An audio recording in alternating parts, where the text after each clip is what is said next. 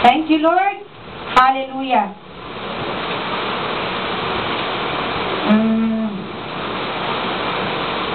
Sa unang Pedro 1:14-16, ibasa ko yan. Alam niyo kung sasabihin ko lang po, lahat ng mga nandito sa Bible na gagawin natin para tayo makapamuhay ng kalugod-lugod sa harapan ng Diyos, napakarami. Kulang ang maghapon po. Kaya ina-encourage ko kayo na magbasa po tayo ng salita ng Diyos para malaman natin at matutunan natin ang mga bagay na ito.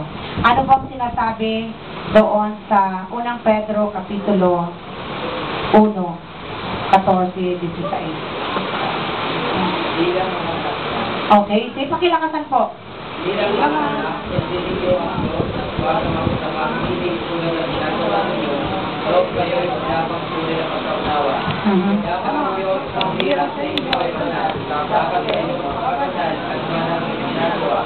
Ayon sa mga sulat, magpapakadal kayo sa wagas ang liwanag. Yes.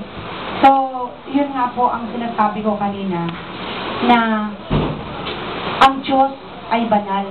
Amen po tayo. Ang Diyos ay walang bahid ng kasamaan o kasalanan siyang nagawa.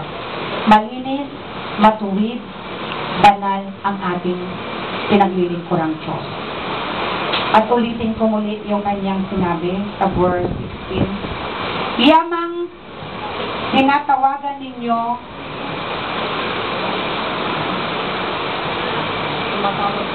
tumatawag, hindi ko kasi tinatawagan ninyo ang isang bilang masunuring anak.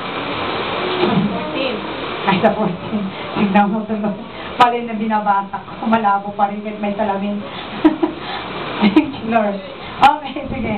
Bilang masunuring mga anak, huwag na ninyong balikan ang masasamang hilig na ginawa ninyo noong kayo'y wala pang pagkaunawa. Mga kapatid, may pakiusap ang Diyos sa atin. Huwag na nating balikan. Ikaw at ang Diyos lamang ang nakakaalam. Ano ba yung ginawa mo noon?